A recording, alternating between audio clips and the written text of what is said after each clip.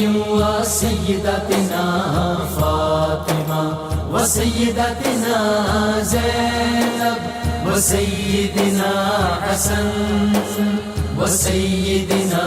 حسين وعلى آله وصحبه وبارك وسلم. اللهم صل على سيدنا ومولانا محمد صاحب التاج والمعراج والبراق والعلم دافع البلاء والوباء والقحط والمرض والألم اسمه مكتوب مرفوع مشفوع منقوش في اللوح والقلم سيد العرب والعجم اسمه مقدس معطر مطهر منور في البيت والحرم شمس الضحى بدر الدجى صدر العلا نور الهدى كهف الورى مصباح الظلم جميل الشيم شفيع الأمم صاحب الجود والكرم والله عاصمه وجبريل خادمه والبراك مركبه والمعراج سفره وفوق سدرة المنتهى مقامه وقاب قوسين مطلوبه والمطلوب مقصوده والمقصود موجوده سيد المرسلين خاتم النبيين شفيع المذنبين أنيس الغريبين رحمة للعالمين راحة العاشقين مراد المشتاقين شمس العارفين سراج السالكين مصباح المقربين محب الفقراء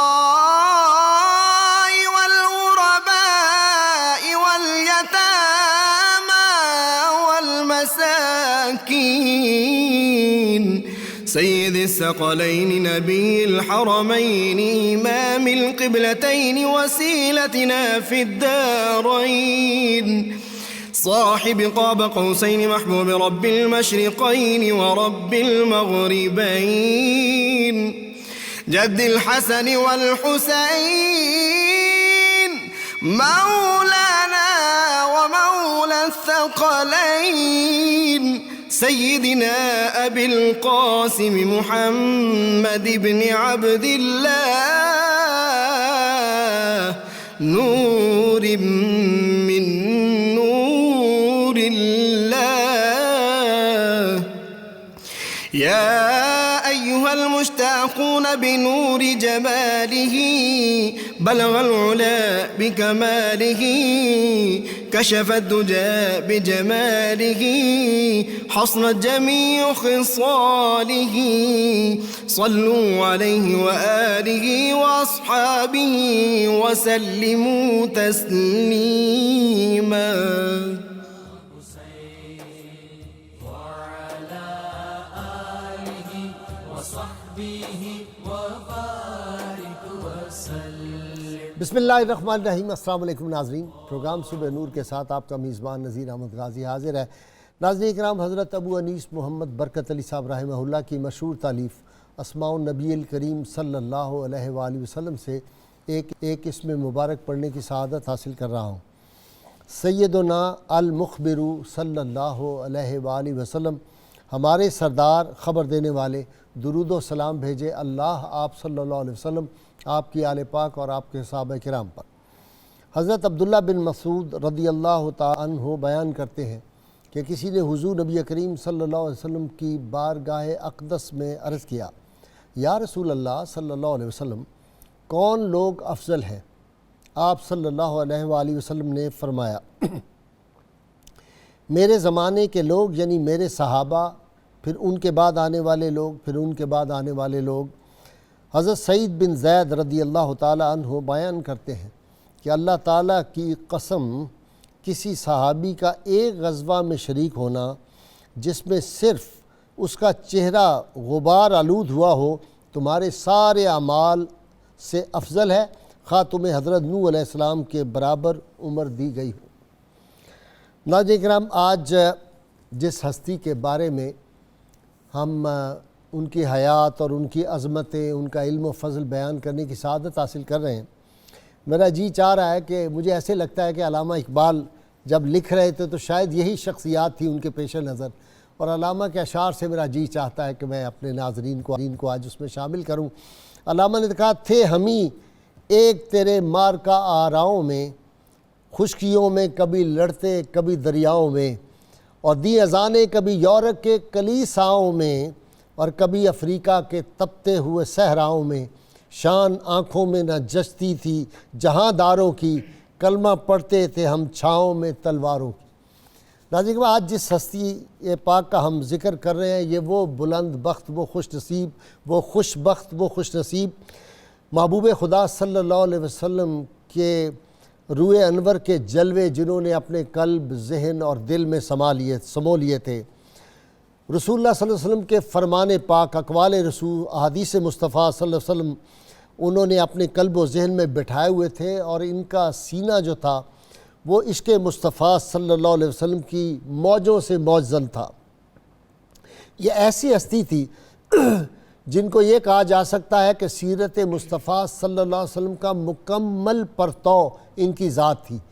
رحمت کونین صلی اللہ علیہ وسلم کس طرح عبادت کرتے تھے، آپ کی سخاوت کس طرح تھی، آپ کن کن جگہوں سے گزرے۔ عام طور پر جب یہ سفر میں دیگر صحابہ جا رہے ہوتے تھے تو یہ بعض اوقات رک جاتے تھے، اگر کوئی درخت ہے تو اس درخت کے نیچے سے گزرتے اور جھک کے گزرتے، حالانکہ ضرورت نہیں ہوتی تھی۔ کسی جگہ راستے میں جاتے وہاں ضرور سواری سے اترتے پھر دوبارہ سوار ہو جاتے، کسی جگہ جاتے اور جا کے صحرا میں جو تھے نوافل پڑھنے یا نماز پڑھنا شروع کر دیتے، کسی جگہ جاتے تھے ایک درخت کو جاتا اس کو بار بار جا کے پانی دیا کرتے تھے۔ لوگوں نے پوچھا جناب اس درخت کو آپ پانی دیتے ہیں؟ کہا رحمت کونین صلی اللہ علیہ وسلم نے ایک مرتبہ اس درخت کو پانی دیا تھا، اس لیے میں ہر بار وہ سنت پوری کرتا ہوں۔ وہ جو حافظ مظہر الدین نے کہا تھا جہاں جہاں وہ رکے، جہاں جہاں ٹھہرے، وہی مقام محبت کی جلوہ گاہ بنے۔ اگر محبت اور عشق رسول صلی اللہ علیہ وسلم کا کوئی مادی وجود ہوتا تو اس کا نام سیدنا عبداللہ بن عمر رضی اللہ تعالیٰ عنہ ہوتا۔ کتنے بڑے باپ کے بیٹے جن کے بارے میں رحمت کونین صلی اللہ علیہ وسلم یہ ارشاد فرما دے اگر میرے بعد کوئی نبی ہونا ہوتا تو عمر ہوتا، لیکن لا نبی بعدی، میرے بعد تو کوئی نبی نہیں۔ ناظرین کرام، یہ وہ ہستی جس کو رحمت کونین صلی اللہ علیہ وسلم کی بارگاہ اقدس سے یہ سند مل گئی، نوجوانی میں ابھی بالکل نوجوان تھے تو آپ صلی اللہ علیہ وسلم فرمایا رجل صالح، مرد صالح کا ان کو خطاب ملا۔ 13 برس کی عمر ہے، احد کے لیے جو صفیں تیار ہو رہی ہیں، مجاہدین سارے جو ہیں ان کو اکٹھا کیا جا رہا ہے، ترتیب دی جا رہی ہے۔ رحمت کونین صلی اللہ علیہ وسلم نے ارشاد فرمایا یہ بچے جو 16 برس سے کم کے ہیں یہ الگ ہو جاؤ، تمہیں اجازت نہیں ہے جانے کی۔ 13 برس کی عمر تھی لیکن شوق جہاد دل میں تڑپ رہا تھا، انگڑائیاں لے رہا تھا، انتظار میں تھے کہ کب موقع آئے۔ پھر احد کے 2 برس بعد جب خندق کا مارکہ ہوا تو یہ 15 برس کی عمر میں اس مارکہ میں شریک ہوئے، اور اس وقت سے لے کر پھر جتنے مارکے بعد میں صلح حدیبیہ میں بھی یہ تھے، خندق میں یہ تھے، فتح مکہ میں یہ تھے۔ فتح مکہ میں بلکہ ان کو یہ اعزاز حاصل ہوا کہ جو پہلے 4 آدمی کعبۃ اللہ کے اندر داخل ہوئے ان میں سب سے پہلے ان کا قدم کعبہ کے اندر پڑا تھا، یہ اس میں داخل ہوئے تھے۔ پھر یہی نہیں، جو فتوحات اسلامی افریقہ، تیونس، الجزائر، مراکش، خراسان، مصر و شام کی جو فتوحات تھی اور محاصرہ طائف جو تھا ان سب میں، اور حجۃ الوداع کے موقع پر بھی رسول اللہ صلی اللہ علیہ وسلم کے یہ ہم رکاب تھے۔ اور ناظرین کرام، ساری زندگی ہر سال بالغ ہونے کے بعد اللہ کی توفیق سے ہر سال حج کرتے تھے، اور سخاوت کا یہ عالم اور اللہ کی راہ میں قربانی کا یہ عالم کہ جا رہے ہیں اور ایک اونٹ حج کے لیے روانہ ہونے لگے،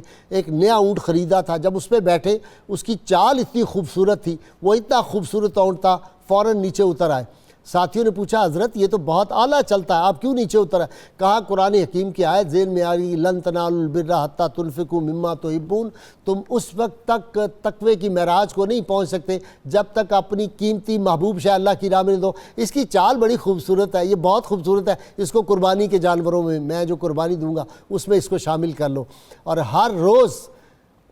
کبھی اکیلے اپنے دسترخوان پہ کھانا نہیں کھایا، اگر بہترین کھانا پکوایا ہے فرمائش کر کے اپنی اہلیہ سے پکوایا ہے، سائل نے اذان آ کے سائل نے سوال کیا ہے وہی فوراً اٹھا کے دے دیا، حتیٰ کہ ان کی اہلیہ جو تھی وہ کبھی کبھی نالا ہو جاتی تھی اس بات سے کہ اتنے زیادہ مہمان ہر روز آتے تھے ان کے دسترخوان پر، 1000 کے قریب غلام جو تھے ان کو آزاد کر دیا۔ بلکہ بہت دلچسپ بات یہ ہے کہ جو عبادت گزار ہوتا تھا غلام اس کو یہ فوری آزاد کر دیتے تھے، تو غلاموں نے لوگوں نے جا کہا جناب یہ تو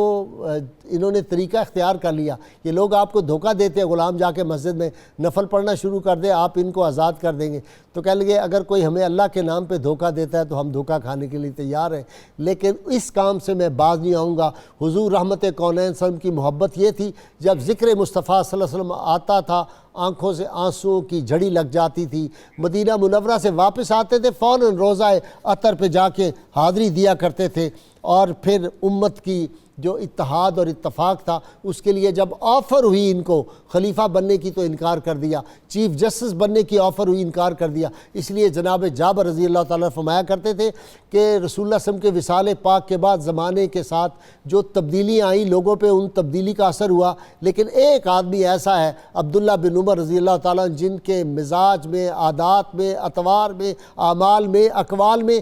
ذرا برابر فرق نہیں آیا۔ رحمت مصطفیٰ صلی اللہ علیہ وسلم کی ہر بات، لباس کیسے پہننا ہے، چلنا کیسے ہے، کھانا کیسے کھانا ہے، رسول اللہ صلی اللہ علیہ وسلم جس جگہ مسکرائے تھے وہاں مسکرائے، جہاں آپ نے جلال دکھایا وہاں جلال دکھایا، جہاں جہاں آپ گئے وہاں محبت سے ان باغوں میں ان کنووں میں بھی جاتے تھے۔ ناظرین کرام آج سیدنا عبداللہ بن عمر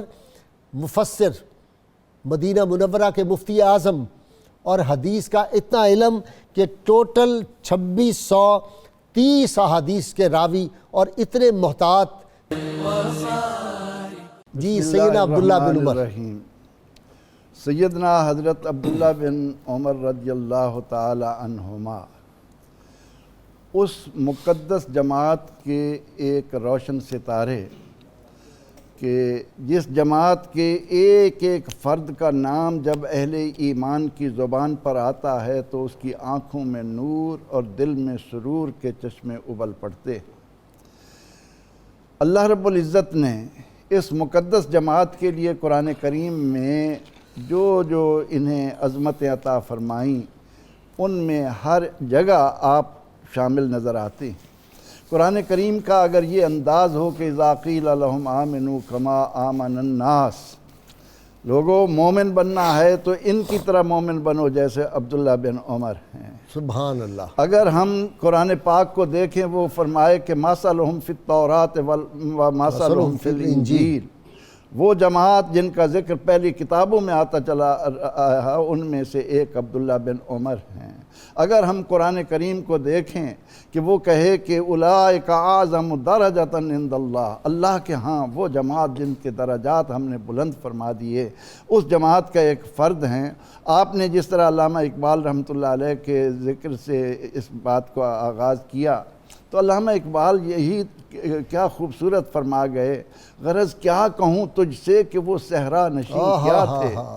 جہاں گیر و جہاں دار و جہاں بان و جہاں آرا، وہ جہاں گیری، وہ جہاں داری، وہ جہاں بانی، وہ جہاں آرائی۔ آج اگر ہمیں چاہیے تو ہم پر لازم ہے کہ اس مقدس جماعت کے ایک ایک فرد سے ہم اتنی محبت کریں، ان کو اپنے لیے نمونہ بنائیں، کیونکہ یہی وہ لوگ ہیں جن کو رسول اکرم رحمت عالم صلی اللہ علیہ وسلم نے فرمایا کہ اصحابی کالنجوم، میرے صحابہ ستاروں کے مانند ہیں، بِأَيِّهِ مُقْتَدَيْتُمْ اِهْتَدَيْتُمْ، جس کے بھی دامن سے چمٹ جاؤ گے، نجوم ہدایت ہے، نجوم ہدایت ہیں، جس کے دامن سے وابستہ ہو جاؤ گے ہدایت پا جاؤ گے۔ تو سیدنا حضرت عبداللہ بن عمر رضی اللہ عنہما جن کے بارے میں تمام فقہا، آج اگر موطا امام مالک علمی میدان میں کوئی مرتبہ مقام رکھتی ہے تو وہ جگہ جگہ سیدنا حضرت عبداللہ بن عمر رضی اللہ عنہما کا کتنا شاندار، سب سے زیادہ حدیث انہوں نے، جی ہاں، سنہری سلسلہ ہے کہ ان مالک ان نافع ان عبداللہ بن عمر ان رسول اللہ صلی اللہ علیہ وسلم، سنہری سلسلہ اس کو کہا گیا ہے۔ اور پھر سلسلۃ الذہب، سلسلۃ اچھا الذہب، وہ عاشق تھے امام مالک، ان سے بڑی عقیدت رکھتے تھے سیدنا عبداللہ بن یہی عمر وجہ سے۔ تھی کیونکہ آپ علوم میں مجمع البحرین مانے جاتے تھے۔ ہاں صرف یہ نہیں کہ تفسیر، بلکہ نبی اکرم رحمت عالم صلی اللہ علیہ وسلم کے ساتھ جس طرح آپ نے ذکر فرمایا کہ سفر ہو، حضر ہو، سائے کی مانند آپ کے ساتھ رہے، تو اس برکت سے عبداللہ بن عمر رضی اللہ عنہما کا تن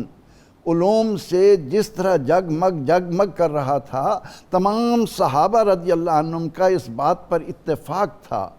کہ تمام صحابہ میں سب سے زیادہ پیغمبر رحمت صلی اللہ علیہ وسلم کی اتباع کرنے والا اگر کوئی ہے تو وہ سیدنا حضرت عبداللہ بن عمر۔ جی، مفتی سید صابر حسین صاحب مفتی اعظم مدینہ بھی تھے اور فتوے میں اتنے محتاط، اور میں تو حیران ہو گیا پڑھ کے کہ اگر کسی نے کوئی پوائنٹ آؤٹ کر دی کہ یہ بات اس طرح نہیں اس طرح ہے تو تحقیق کے بعد اس سے رجوع کر لیتے تھے۔ یہ کتنے بڑے لوگ تھے، وہ رجوع کرتے تھے۔ آج کا دور ہوتا غلط بات بھی کہتے اس پہ ڈٹ جاتے، کہتے نہیں جی میں اس کے جو جواز تلاش کرتا ہوں۔ جی بسم اللہ الرحمن الرحیم۔ اجمالی تعارف آپ نے اور ہمارے حضرت صاحب نے حضرت عبداللہ ابن عمر رضی اللہ تعالی عنہما کے حوالے سے پیش کیا۔ یہاں میں ان کی زندگی اور ان کی سیرت کے حوالے سے اور ان کے جو اعزازات ہیں، آنرز ہیں، ان کے حوالے سے کچھ باتیں عرض کرنا چاہوں گا۔ میں آپ سے تفقع ان کی چاہتا ہوں اصل میں تفقع کی طرف ہی آتا ہوں کہ کتب احادیث اور فقہ کے اندر ایک اصطلاح استعمال ہوتی ہے عبادلہ اربع، جس میں جو ہے 4 عبداللہ، حضرت عبداللہ ابن عباس، حضرت عبداللہ ابن عمر اور حضرت عبداللہ ابن زبیر اور حضرت عبداللہ بن عمر بن عاص رضوان اللہ تعالی علیہم اجمعین آتے ہیں۔ عبادلہ اربع سے مراد وہ 4 لوگ ہیں کہ جب وہ کسی بھی بات پر متفق ہو جاتے تو اس کے بعد پھر اس پر اس زمانے کے صحابہ کرام مزید جو ہے بحث و مباحثہ نہیں کرتے، ڈسکشن نہیں کرتے اور اس بات کو تسلیم کر لیا کرتے تھے۔ تو عبادلہ اربع میں حضرت عبداللہ ابن عمر رضی اللہ تعالی عنہما بھی ایک رکن تھے۔ تو فقہی بصیرت کے حوالے سے یہاں سے ان کا پتہ چلتا ہے۔ اسی طرح 7 صحابہ کرام علیہم رضوان ایسے ہیں جنہیں کثیر الروایت صحابہ کرام ہونے کا اعزاز حاصل ہے، جن کو مقصرین 7 کہا جاتا ہے۔ ان صحابہ کرام میں بھی حضرت عبداللہ ابن عمر رضی اللہ تعالیٰ عنہما شامل ہیں۔ سب سے پہلے حضرت ابو ہریرہ آتے ہیں جن سے 5374 احادیث مبارکہ مروی ہیں، اور حضرت عبداللہ ابن عمر دوسرے نمبر پر آتے ہیں۔ ان کے بعد حضرت انس بن مالک ہیں، پھر ام المومنین حضرت عائشہ ہیں، پھر حضرت عبداللہ ابن عباس ہیں، پھر حضرت جابر بن عبداللہ ہیں، اور پھر آخر میں حضرت ابو سعید خدری رضی اللہ تعالی عنہم ہیں۔ یہ ان کا اعزاز ہے۔ اسی طرح آپ دیکھیں جیسا کہ ابھی پروفیسر صاحب نے بھی فرمایا کہ جو احادیث کے اندر سلسلۃ الذہب جو سنائی حدیث کہلاتی ہیں وہ حضرت عبداللہ ابن عمر رضی اللہ تعالی عنہما سے متعلق ہے۔ حضرت امام مالک رحمۃ اللہ تعالی علیہ جن کی فقہ جو ہے وہ بیس کرتی ہے حضرت عبداللہ ابن عمر رضی اللہ تعالی عنہما کے احادیث کریمہ اور آپ کے فتاوی جات پر، یعنی حضرت امام مالک کی پوری فقہ جو ہے وہ آپ کے فتاوی جات کو پیش نظر رکھتے ہوئے جو ہے مدون کی گئی۔ تو حضرت امام مالک رحمۃ اللہ علیہ نے جو سلسلۃ الذہب اور جو سنائی حدیث کے نبی کریم صلی اللہ علیہ وسلم حضرت امام مالک رحمۃ اللہ تعالی علیہ کے درمیان 2 واسطے ہیں، ایک حضرت نافع جو کہ حضرت عبداللہ ابن عمر رضی اللہ تعالی عنہما کے خادم خاص اور آپ کے شاگرد بھی تھے، اور ایسے شاگرد تھے کہ 30 سال تک حضرت عبداللہ ابن عمر رضی اللہ تعالی عنہما کی صحبت کاملہ میں رہ کر آپ کی شاگردی اختیار کر کے علم حدیث کو سیکھا۔ تو درمیان میں صرف حضرت نافع اور حضرت عبداللہ ابن عمر ہیں، اور پھر فوراً نبی کریم صلی اللہ تعالیٰ علیہ وسلم کی ذات گرامی جو ہے وہ حدیث مبارکہ میں سامنے آ جاتی ہے۔ تو یہ سلسلۃ الذہب ہے، یعنی ایک سنہری کڑی ہے، ایک چین ہے، گولڈن چین، کیا خوبصورت لفظ آ گیا ذہن میں، سبحان اللہ، گولڈن چین ہے یہ۔ بسم اللہ الرحمن الرحیم۔ حضرت عبداللہ ابن عمر رضی اللہ تعالیٰ عنہ کا ددیال کا تو تعارف لوگ کرواتے ہیں، ان کے ننیال کا تعارف کی طرف توجہ نہیں جاتی، اتنا عظیم نام ہے۔ یعنی اگر آپ دیکھیں ان کی والدہ مائدہ سیدہ زینب بنت مظعون رضی اللہ تعالیٰ عنہ، عثمان بن مظعون سے؟ جی ہاں بالکل، اچھا، وہ ان کے ماموں ہیں۔ سیدنا عثمان بن مظعون ان کے ماموں ہیں بدری صحابہ میں سے، اور پہلے شخص جو مدینہ میں وصال فرما گئے اور جنت البقیع میں پہلے دفن ہونے والے، قدامہ خود رسول اللہ صلی اللہ علیہ وسلم پتھر نصب کرنے والے ان کی قبر پر، سبحان اللہ، قدامہ بن مظعون، عبداللہ بن مظعون۔ میں بتانا ہی چاہتا ہوں کہ یہ السابقون الاولون ان کا ننیال، دونوں طرف سلسلۃ الذہب، کیا بات، واہ واہ واہ، گولڈن چین، دو گولڈن چینز ہیں، ادھر بھی ادھر بھی، ننیال بھی ددیال بھی، اور پھر حضرت سیدہ حفصہ رضی اللہ تعالیٰ عنہ ام المومنین آپ کی بہن، سبحان اللہ، یعنی رسول اللہ کے گھر کی جو باتیں تھیں اپنی بہن کے تھرو ان تک آ جاتی تھیں۔ صحیح، یعنی یہ بہت کم صحابہ کو اعزاز ہوا سوائے انہی کے جن کی بہنیں حضور کے رشتہ نکاح میں تھیں، اور اتنا زیادہ اپنی بہن سے پیار کرتے اور ان کے گھر آتے جاتے، حتیٰ کہ رسول اللہ صلی اللہ علیہ وآلہ وسلم کے وصال پاک کے بعد بھی کوئی دن ایسا نہیں گزرتا تھا جس میں سیدہ حفصہ کے پاس نہ آتے ہوں، واہ سبحان، اور آ کے بیٹھ جاتے صبح کی نماز کے لیے جب مسجد تشریف لاتے، چونکہ حضور علیہ السلام نے صبح کی 2 سنتیں کبھی نہیں چھوڑیں، نہ سفر میں، حضر میں، ہر حال میں پڑھتے تھے۔ حضرت عبداللہ ابن عمر چونکہ سنت رسول کے بہت زیادہ پابند تھے، حضرت عائشہ صدیقہ رضی اللہ تعالیٰ عنہ فرماتی تھیں کہ حضور کی سنت کا جتنا خیال اپنے گھر میں، گھر سے باہر، آگے پیچھے عبداللہ ابن عمر نے رکھا اتنا کوئی نہیں رکھتا تھا۔ صبح کی نماز کے لیے مسجد میں آتے، کبھی جماعت کھڑی ہو جاتی تو آپ حضرت سیدہ حفصہ کے گھر جا کے سنتیں ادا کر کے آ کے جماعت سے مل جایا کرتے تھے۔ سبحان اللہ، کمال آپ کا یہ تھا حدیث کی روایت کرنے میں کہ الفاظ رسول اللہ کے یاد رکھتے تھے۔ آپ نے تقریباً 21 صحابہ سے روایت کی،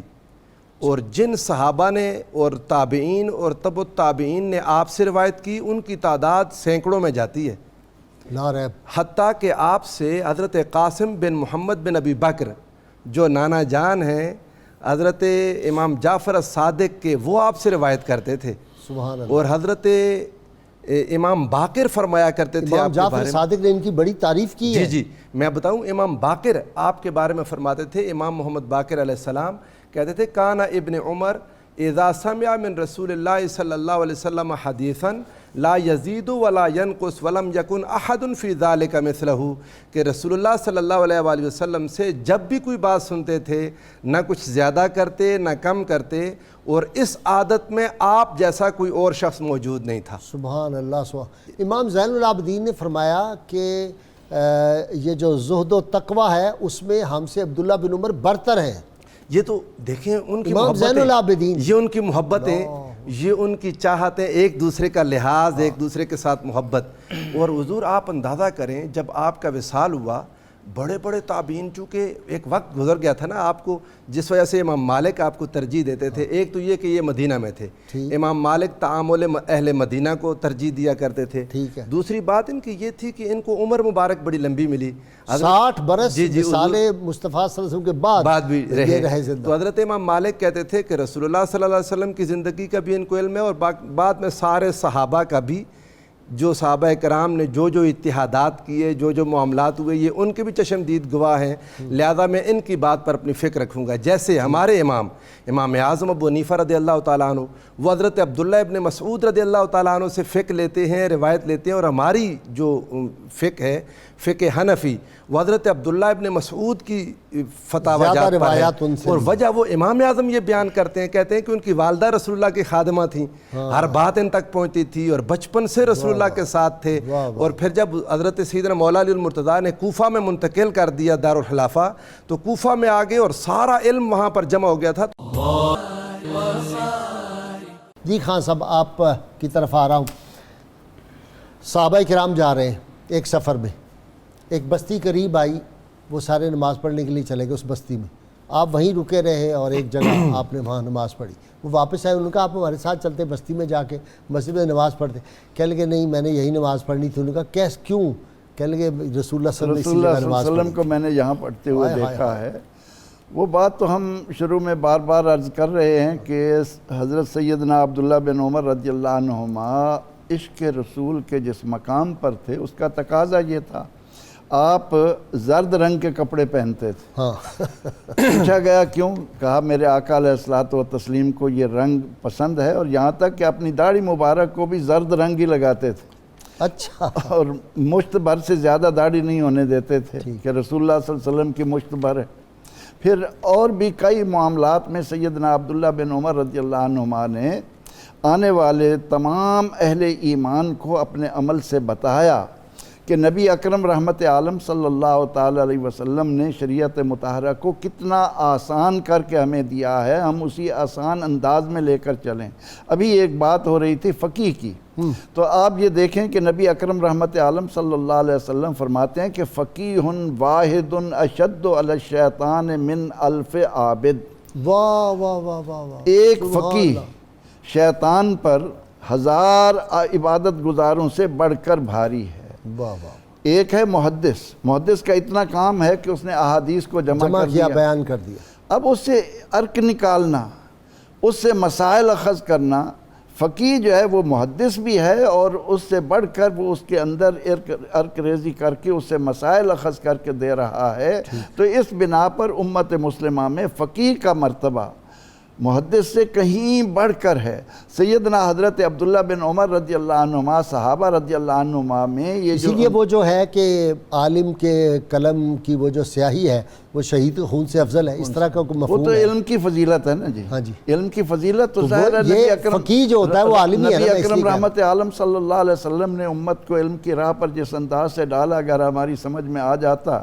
تو حکومت کا تو کیا رونا کہ وہ ایک عارضی شے تھی، نہیں دنیا کے آئین مسلم سے کوئی چارہ۔ کبھی اے نوجوان مسلم تدبر بھی کیا تو نے، وہ کیا گردوں تھا تو جس کا ہے ایک ٹوٹا ہوا مگر تارا۔ وہ علم کے موتی کتابیں اپنے اپنے آبا کی، جو دیکھیں ان کو یورپ میں دل ہوتا ہے سی پارا، ہوتا ہے سی۔ غنی روز سیاہ پیر ہائے ہائے۔ کنارہ تماشا کن کے نور دیداش روشن کند چشم زلیخا را۔ تو سیدنا حضرت عبداللہ بن عمر رضی اللہ عنہما نے اپنے عمل سے ہمیں یہ بتایا ہے کہ صرف حدیث پر اکتفا نہ کرو، بلکہ اس کی طرف جاؤ جو محدث بھی ہے اور ساتھ فقیہ بھی ہے۔ اور اس اعتبار سے ہم امت مسلمہ ان ائمہ کا احسان نہیں بھول سکتی۔ جی، فقہ میں ان کا مقام مفتی صاحب دیکھیں بطور فقیہ، بالکل فقیہ، جیسا کہ ابھی میں نے عرض کیا کہ صحابہ کرام رجوع فرمایا کرتے تھے آپ کی طرف، اور ان مسائل میں جن میں حضرت عبداللہ ابن عمر جو ہیں وہ اپنی کوئی رائے دے دیتے تو پھر آگے اس پر بحث نہیں ہوتی۔ آپ انتہائی ذہین تھے، اور یہ بچپن سے ہی ایسا معاملہ تھا۔ قرآن مجید کی جو مشہور آیت کریمہ سورہ ابراہیم کی ہے کہ الم تر کیف ضرب اللہ مثلا کلمۃ طیبۃ کشجرۃ طیبہ،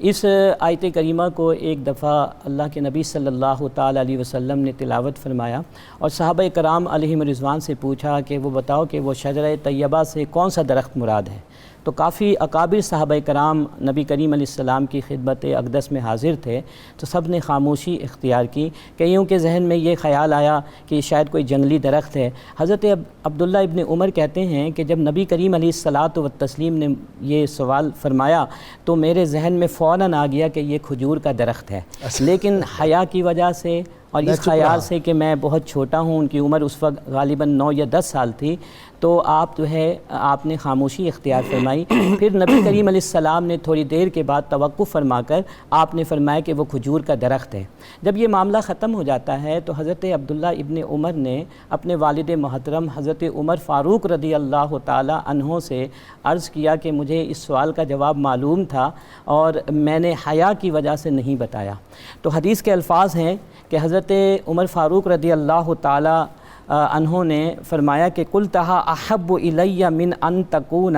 لی ان یکون لی قضا و قضا، اگر تم یہ کہہ دیتے اس مجمع میں تو میرے لیے اتنے سرمایے سے زیادہ محبوب ہوتا، یعنی میرے لیے بہت آنر کی بات ہوتی ہے، اعزاز کی بات ہوتی ہے۔ تو آپ کی ذہانت بہت مسلم شروع سے رہی ہے، اور نبی کریم صلی اللہ تعالیٰ علیہ وسلم اسی وجہ سے آپ کو کئی معاملات میں ترجیح بھی دیا کرتے تھے، اور آپ کو حبر الامہ کا لقب بھی غالباً اسی وجہ سے جو ہے دیا گیا کہ امت میں بہت بڑے عالم تھے۔ حضرت عبداللہ ابن عمر رضی اللہ تعالی عنہما زہد و تقوی کے بھی بہت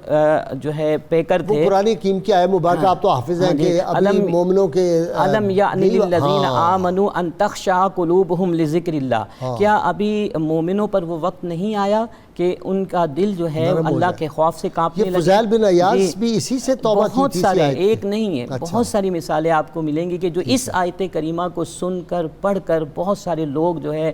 گناہ سے تائب ہوئے اور اللہ کے اولیاء میں شامل ہو گئے۔ حضرت فضیل رحمۃ اللہ تعالی ساری رات روتے رہتے۔ ہاں، حضرت ابن عمر جو ہیں اس آیت کریمہ کو سن کر اور پڑھ کر جو ہے ان پر رکت طاری ہو جاتی، روتے زاروں قطار۔ اور دوسری ایک اور بھی آیت کریمہ مشہور ہے جو سورہ النساء کی ہے، فَكَيْفَ إِذَا جِئْنَا مِن كُلِّ أُمَّةٍ بِشَهِيدٍ وَجِئْنَا بِكَ عَلَىٰ هَؤُلَاءِ شَهِيدًا۔ تو وہ اس میں آخرت کے احوال بیان کیے گئے ہیں، تو وہاں پر بھی آپ جو ہے خوف کے عالم میں مبتلا ہو کر زاروں قطار رویا کرتے تھے۔ آپ ایک دفعہ خود فرماتے ہیں کہ رسول اللہ صلی اللہ علیہ وسلم نے میرے دونوں کندھوں پر ہاتھ رکھ کر مجھ سے یہ فرمایا کہ کن فی الدنیا، کہ دنیا میں رہو اس طرح رہو کہ ایک مسافر کی طرح، او عابر السبیل، یا راہ چلتے جو ہے شخص کی طرح۔ تو اس کے بعد سے دنیا کی محبت میرے دل سے ختم ہو گئی، اور میں دنیا میں بس ایسے ہی رہتا ہوں جتنی میری وعلى سيدنا علي وسيدتنا فاطمة وسيدتنا زينب وسيدنا حسن وسيدنا حسين وعلى آله وصحبه وبارك وسلم وبارك وسلم۔ والد جو تھے ہیڈ آف دی اسٹیٹ تھے، اور آج مسلمانوں کے جو ملک ہے، ممالک، میرا خیال ہے کوئی 20 سے زیادہ ہوں گے جو سیدنا فاروق اعظم کی سلطنت میں تھے، سورہ غروب نہیں ہوتا تھا، 24 سے 26 لاکھ مربع کے علاقے کا حکمران، مسلمانوں کا دور عروج ہے۔ بالکل ایسا ہی۔ اس کے باوجود بیٹے کی جرت نہیں ہے کہ وہ باپ سے جا کے مجھے کوئی عہدہ دے دے، یا طلب ہی کرے عہدہ، یا کوئی خواہش ہی ہو، یا کہیں نمایاں ہو کہ شہزادے جو ہیں وہ ہر وقت والد صاحب کے جو ہے وہ جا رہے ہیں، یا سرکاری مال سے کوئی گھوڑا لے رہے ہیں یا اونٹ لے رہے ہیں، کہیں نظر نہیں آتے۔ حتیٰ کہ پھر جرت کا یہ عالم ہے کہ حجاج بن یوسف جیسا ظالم، اور اس کے سامنے کہنا کہ تم ظلم کر رہے ہو لوگوں پہ، اسی نے پھر شہید بھی کروایا تھا نا آپ کو۔ حضور میں اس میں سمجھتا ہوں کہ چونکہ خلافت راشدہ رسول اللہ صلی اللہ علیہ وآلہ وسلم کی سنت مطہرہ کا تکملہ تھی، کسی ایک خلیفہ راشد کے بیٹے نے بھی ایسی خواہش نہیں کی۔ حتیٰ کہ سیدنا مولا علی مرتضیٰ سے پوچھا لوگوں نے حضرت امام حسن کی صلاحیتوں کو دیکھتے ہوئے، فرمایا میں نہیں کہتا کہ تم اس کی بیعت کرو، روک رہے ہیں، فرمایا میں روکتا بھی نہیں، مرضی کرنا میرے بعد، امت کو رسول اللہ کے طریقے پر چھوڑ کے جاؤں گا۔ وہ بادشاہ تھی ہی نہیں، نہ وہ شہزادے تھے، یہ بات حقیقت میں تو تھے شہزادے۔ نبی کریم صلی اللہ علیہ وآلہ وسلم نے ایک بار کہہ دیا ان کے کسی خواب کی تعبیر میں، نعم الرجل عبداللہ، کتنا اچھا بندہ ہے، لو کان یصلی باللیل، کاش کہ رات کی نماز پڑھتا۔ حضرت نافع کہتے ہیں تہجد کی بات کی تھی حضور نے، ساری زندگی سفر و حضر میں کبھی تہجد نہیں چھوڑی۔ ایک بار حضور علیہ السلام نے فرما دیا کہ عبداللہ کاش ہم یہ دروازہ عورتوں کے لیے چھوڑ دیتے، لو ترکنا ھذا الباب للنساء، چھوڑا نہیں حضور نے، خواہش کا اظہار کر دیا، ساری عمر اس دروازے سے داخل نہیں ہوئے کہ حضور چاہتے تھے یہ دروازہ عورتوں کے لیے ہو جائے۔ اتنی محبت حضور علیہ السلام سے۔ آج کا تو لوگ آسان سنتوں کو اٹھاتے ہیں، جب حضور نے ایک بار کہہ دیا مسافر کی طرح رہنا، کہتے تھے اللہ کی قسم میں نے کبھی اینٹ پر اینٹ نہیں رکھی، کہ حضور علیہ السلام نے گھر بنانے سے منع کیا تھا، دیوار تو دور کی بات ہے، میں نے اینٹ پر اینٹ ہی کبھی زندگی ساری نہیں رکھی۔ حضور علیہ السلام کے ساتھ اس محبت کی وجہ سے حضرت سعید بن مسیب رضی اللہ تعالیٰ عنہ بہت مشہور تابعی ہیں، وہ کہا کرتے تھے اگر میں کسی کے بارے میں گواہی دے سکوں کہ وہ جنتی ہے تو میں عبداللہ ابن عمر کی گواہی دوں گا۔ یہ کچھ الفاظ ہیں حضور سنیے گا۔ عبداللہ ابن محیرز یہ عظیم تابعی ہیں، حضرت ابو محذورہ صحابی ان کی والدہ ماجدہ سے شادی کر لی تھی، یتیم ہو گئے تھے، اور پھر ان کے ساتھ بہت محبت، اور بڑے عالم تھے۔ ابو محذورہ کا تو سارے کوئی پتہ ہے کہ حضور کے مؤذن تھے مکہ مکرمہ میں۔ انہوں نے کہتے تھے واللہ ان کنت لاعد بقاء عمر ابن عمر امانا لاہل الارض، کہتے اللہ کی قسم ابن عمر کا دنیا میں باقی رہنا زمین والوں کی بقا تھی، امان تھی زمین والوں کی۔ اور پھر ابو سلمہ بن عبد الرحمن بن عوف، یہ بھی تابعی ہیں حضور علیہ السلام کے صحابہ میں، اور فقہائے سبع جو مدینہ کے 7 فقہائے ان میں سے ایک ہیں، یہ ان کے بارے میں کیا کرتے تھے، مات ابن عمر وہو فی الفضل مثل ابیہ، ابن عمر ہم سے رخصت ہو گئے، یہ اپنے والد ماجد کی طرح تھے اپنی فضیلت میں، یعنی ہم لوگوں میں ایسے تھے جیسے ان کے والد گرامی اپنے دوست صحابہ میں تھے۔ اچھا جی، یہ ان کو شہید کروایا، حالانکہ عبد الملک نے اس کو آرڈر کیا ہوا تھا حجاج کو کہ ان کے ساتھ نہ کوئی گڑبڑ کرنا، ان سے نہ کوئی جو ہے نا تعارض کسی جب خواہشات نفس غالب آ جائیں اور میں اپنی زندگی کا مقصد یہ بنا لوں کہ اپنی تعلی، اپنی نمود و نمائش کو، تو پھر اس میں خوف خدا جب جاتا رہے تو شرم نبی خوف خدا یہ بھی نہیں۔ تو اس بنا پر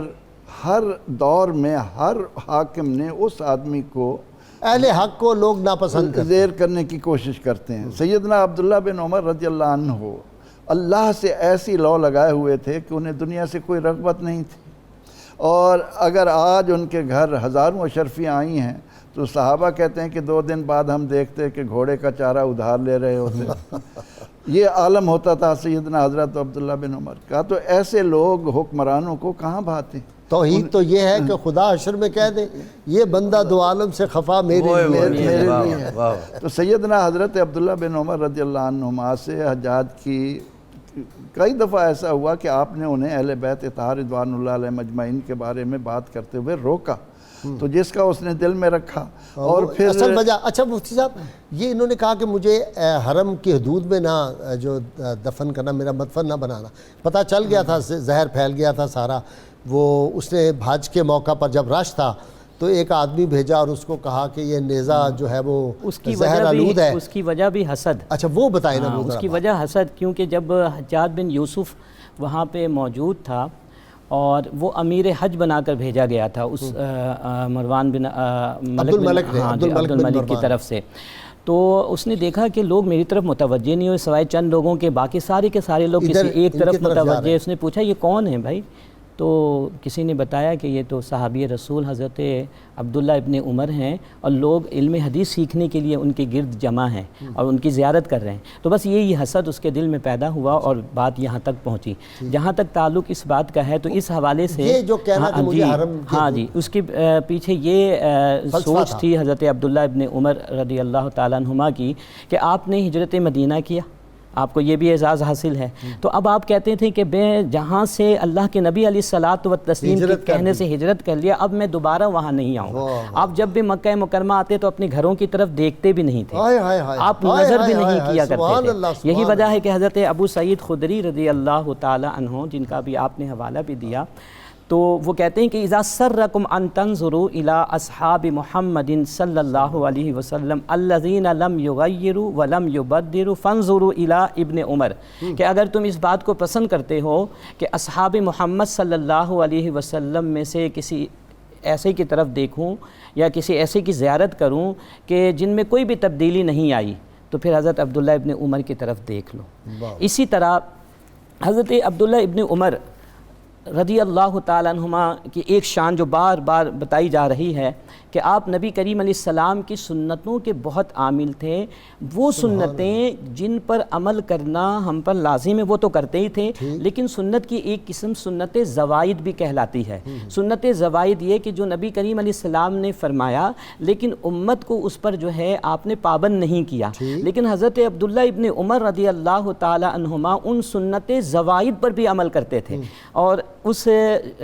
شعر کے مصداق تھے کہ جہاں تیرا نقش قدم دیکھتے ہیں خرامہ خرامہ ارم دیکھتے ہیں۔ واہ واہ۔ اور قرآن مجید فرقان حمید کی جو آیت کریمہ ہے قل ان کنتم تحبون اللہ فاتبعونی، اس کا اگر آپ عملی مصداق دیکھنا چاہیں تو حضرت عبداللہ ابن عمر رضی اللہ تعالی عنہما کی ذات گرامی کو آپ دیکھ لیں۔ بہت شکریہ مجھ سے آپ کا، پروفیسر آپ کا بھی، ناصر آپ کا۔ کتاب الشفا سے جی نسخے کا وقت ہو گیا، دعاؤں کی قبولیت کا وظیفہ ہے۔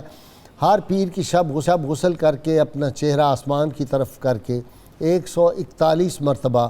اس میں مبارک یا متعالی پڑھ کر جو دعا مانگی جائے وہ قبول ہوتی ہے۔ شرط یہ ہے اول و آخر کم از کم 11 مرتبہ کوئی بھی درود پاک ضرور پڑھیں۔ سیدنا عمر فاروق رضی اللہ تعالی عنہ فرماتے ہیں بڑھاپے سے پہلے جوانی اور موت سے پہلے زندگی کو غنیمت جانو اور ہر لمحہ اللہ تعالیٰ کا شکر ادا کرتے رہو۔ علی و سیدتنا فاطمہ و سیدتنا زینب و سیدنا حسن و سیدنا حسین وعلی آلہ و صحبہ و بارک وسلم۔